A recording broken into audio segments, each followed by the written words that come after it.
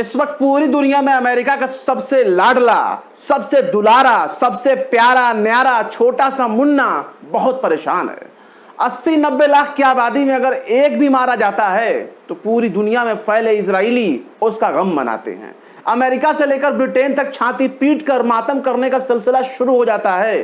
سب سے زیادہ تو امریکہ پریشان ہو جاتا ہے کیونکہ اس کے ہی بس آئے پال پوس کر بڑے کیے گئے لوگ مارے جاتے ہیں۔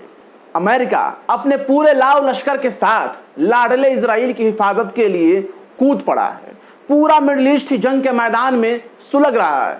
بس انتظار ہے تو صرف ایک ایسے دیش کا جس کے پاس آنکھ ہے، ناک ہے، کان ہے، دماغ ہے، جو تیل اویو اور واشنگٹن میں بیٹھے قاتلوں کو اپنا آقا نہیں مانتا، جسے پوری دنیا کے مسلمانوں نے 56 بہنوں کا اکلوتا بھائی کہنا شروع کر دیا ہے، یعنی کہ ایران پر۔ اب یہ سوال کھڑا ہو رہا ہے کہ ایران حملہ کب کرے گا؟ 40,000 سے زائد فلسطینی جاں بحق ہو چکے ہیں، پر ایران حملہ کب کرے گا؟ ہزاروں ماؤں کی کوکھ اجڑ چکی ہے، پر ایران صرف دھمکی دے رہا ہے، تیاری کر رہا ہے۔ ہزاروں بچے یتیم ہو گئے، ہزاروں لوگوں کی نسلیں ختم ہو گئیں، ہزاروں لوگ زندہ ملبے میں دب کر شہید ہو گئے۔ ان گنت فلسطینیوں کو اسرائیل نے غیر قانونی حراست میں رکھا ہے، ان کا آبرو ریزی کرتا ہے، ان کا قتل کرتا ہے، پر ایران صرف تیاری کر رہا ہے اور دھمکی دے رہا ہے۔ خود اس کی زمین پر حماس کے سپریم لیڈر کا قتل ہو جاتا ہے، پر ایران دھمکی دے رہا ہے۔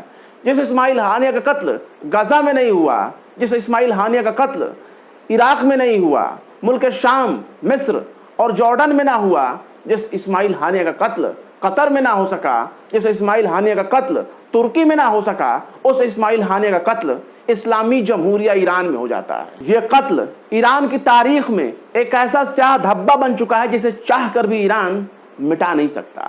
اب آیت اللہ علی خامنئی صاحب بھلے ہی آنکھیں لال کر کے دکھا رہے ہوں، پر سوال تو اٹھتا ہی ہے جناب کہ آخر ایران کب تک تیاری کرتا رہے گا اور ایران حملہ کب کرے گا؟ تو سنیے، ایران نے اعلان کر دیا ہے کہ وہ فی الحال کوئی حملہ نہیں کرنے والا۔ اس نے اعلانیہ طور پر کہہ دیا ہے کہ وہ حملہ کافی دیر سے کرے گا۔ اب یہ حملہ 1 ہفتے کے بعد ہوگا یا پھر 10 دن کے بعد، یہ وقت 1 مہینے میں پورا ہوگا یا پھر 1 سال کے بعد، لیکن ایران نے اتنا تو کنفرم کر دیا ہے نا کہ جب بھی اس کا حملہ ہوگا اس سے ایک بڑی تباہی ہوگی اور خطرناک انجام دیکھنے کو ملے گا۔ یعنی اتنا تو ظاہر اس نے کر دیا ہے کہ وہ ترنت حملہ نہیں کرے گا، اور پشچمی میڈیا اور بھارت کی میڈیا اب تک جو بھی دعوے کر رہا ہے وہ بالکل کورا بکواس ہے، من گڑنت ہے اور فرضی ہے۔ لیکن ایران نے اپنے اعلان سے اسرائیل اور امریکہ کو ایک الگ ہی مصیبت میں ڈال دیا اور ایک الگ ہی ٹینشن دے دیا۔ وہ یہ ہے کہ امریکہ کو اس وقت انتظار میں رہنا ہوگا کہ جب ایران اسرائیل پر حملہ کرے گا تب اسے امریکہ بچا لے گا۔ پر یہ سوچ کر امریکہ اور اسرائیل دن بدن ٹینشن میں جینے کے لیے مجبور ہو گئے ہیں، کیونکہ کیا پتا ایران کے حملے کی میعاد کب پوری ہو جائے۔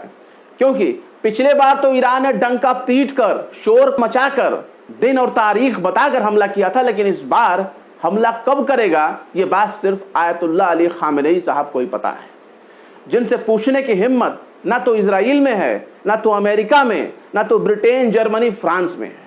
پر سوال ہے کہ آخر ایران حملہ کرے گا تو کب کرے گا؟ وہ حملہ کرے گا بھی یا نہیں کرے گا، یا صرف ایسے ہی دھمکیاں دیتا رہے گا اور لاسٹ میں حملہ کرے گا ہی نہیں؟ لیکن فی الحال ایک سوال تو ایسا بھی ہے جسے پوری دنیا سے پوچھا جانا چاہیے، اور یہ سوال ہے کہ جس کا جواب دینے میں دنیا بھر کے علماء دین پسینہ پوچھتے نظر آئیں گے، پوری دنیا میں پھیلے جھبے والوں کے گروہ بغلے جھانکتے نظر آئیں گے۔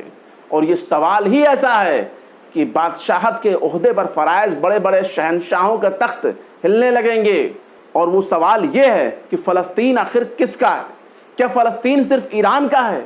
کیا فلسطین اس لبنان کا ہے جو روزانہ اسرائیل پر حملے کر رہا ہے، بدلے میں اس کے علاقوں کا حال بھی غزہ کے جیسا ہو رہا ہے؟ کیا فلسطین صرف یمن کے ان ہوتیوں کا ہے جنہوں نے فلسطین کے لیے پوری دنیا سے لوہا لے رکھا ہے، دشمنی لے رکھی ہے؟ آخر کس کا ہے فلسطین؟ کیا فلسطین اب ان عرب کے جھبے والوں کا نہیں ہے جو خود کو مکہ اور مدینے کا پاسدار کہتے ہیں؟ کیا فلسطین ان حکمرانوں کا نہیں ہے جو خود کو حرمین شریفین کا خادم کہتے ہیں؟ کیا فلسطین उन लोगों के लिए कोई मायने नहीं है जो हज की कमाई से अपनी तिजोरी भरते हैं। आखिर किसका है फ़लस्तीन? तो जनाब, ये फ़लस्तीन सबका है। इस मुक़द्दस सरज़मीन को रब्बुल आलमीन ने मुक़द्दस कह दिया, वो दुनिया के तमाम अहले ईमान के लिए मुक़द्दस हो जाती है। ये किसी ख़ानदान की मिल्कियत नहीं है, ये किसी ईरान की जागीर नहीं है। हज़रत उमर बिन ख़त्ताब से लेकर हज़रत सलाहुद्दीन अय्यूबी ने जो कड़ी मेहनत व मशक्क़त किया, फ़लस्तीन को आज़ाद कराया, ये कौम पर कोई एहसान नहीं उन्होंने किया, क्योंकि ये उनका फ़रीज़ा था जिसे उन्होंने अंजाम दिया।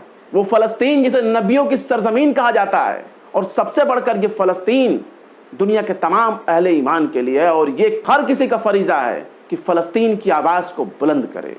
फ़लस्तीन किसी मुल्क की बपौती नहीं है, बल्कि दुनिया के तमाम देशों का फ़र्ज़ बनता है कि वो फ़लस्तीन के हक़ में न सिर्फ आवाज़ बुलंद करें, बल्कि फ़लस्तीनियों के कातिलों को बैनुल अक़वामी क़वानीन के तहत सज़ा का मुस्तहिक़ बनाएं।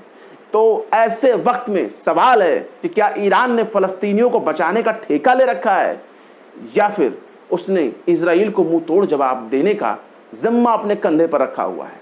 दुनिया भर में सिर्फ यही समझाने की कोशिश हो रही है कि फ़लस्तीन को बचाना ईरान का फरीज़ा है। क्या बाकी सब ने चूड़ियाँ खनकाने के लिए अपने अपने मुल्क संभाल रखे हैं, या फिर वॉशिंगटन के सामने मुजरा करने के लिए ज़मीन के टुकड़े पर बादशाहत कर रहे हैं? जब फ़लस्तीन हर किसी का है, तो फिर ईरान हमला कब करेगा, ये सवाल ईरान से क्यों पूछा जा रहा है? तो जनाब, आवाज़ वही उठाता है जिसके मुंह में ज़बान होती है, वरना मुर्दों की बस्ती में सिर्फ मुर्दे ही मिलते हैं, चाहे वो मुर्दे चलने फिरने वाले हों या फिर झुब्बा उठा के नाचने का शौक रखते हों, उन्हें मुर्दा ही कहा जाएगा। अगर उसकी ज़बान पर वॉशिंगटन का ताला लगा हुआ है, तो उसे मुर्दा कहने में कोई गुरेज नहीं होना चाहिए। इजराइल पर सिर्फ लानतें भेजने से अगर इजराइल तबाह हो गया होता, तो अब तक इजराइल दुनिया के नक्शे से गायब हो चुका होता। फ़लस्तीन जितना ईरान का है, उतना ही दुनिया के तमाम देशों का है जो फ़लस्तीन के नाम पर सिर्फ निंदा कर रहे हैं। अरबों में अब तक एक ही शेर था जिसका नाम शाह फैसल था, शहीद शाह फैसल, जिसने कत्ल होना कबूल किया, लेकिन मगरबी ताकतों के आगे घुटने नहीं टेके।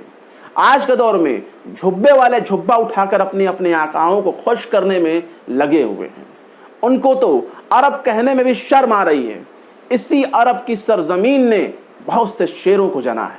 मौला अमीर हमजा की शुजाअत भी देखी है, फातह खैबर मौला अली की शुजाअत भी देखी है, फिर इमाम हसन हो या फिर इमाम हुसैन की शुजाअत, इस पूरे अरब ने इनकी ताकत को देखा है। ये तमाम शोहदा अरब से हैं। इसी अरब ने हज़रत खालिद बिन वलीद की ताकत को देखा है। इसी अरब ने अब्बास की बाजुओं को देखा है। इसी अरब के शेरों ने कभी कैसर और किसरा के चूल्हे हिला दिए, चूर चूर कर दिया उन्हें गुरूर को। पर आज का अरब खुद को बेहया, बेमरवत, बेगैरत साबित कर चुका है। आज का अरब खुद को अय्याश साबित कर रहा है।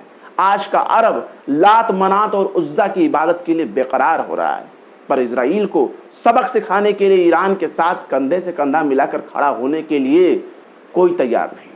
और सवाल ईरान से, हाँ, ये ज़रूर है कि अगर इजराइल और अमेरिका के साथ कंधे से कंधा मिलाकर ईरान पर हमला करने का मौका मिल जाए, तो तुरंत ईरान का नामो निशान मिटाने के लिए अरब के झुब्बे वाले लाइन लगाकर खड़े हो जाएंगे।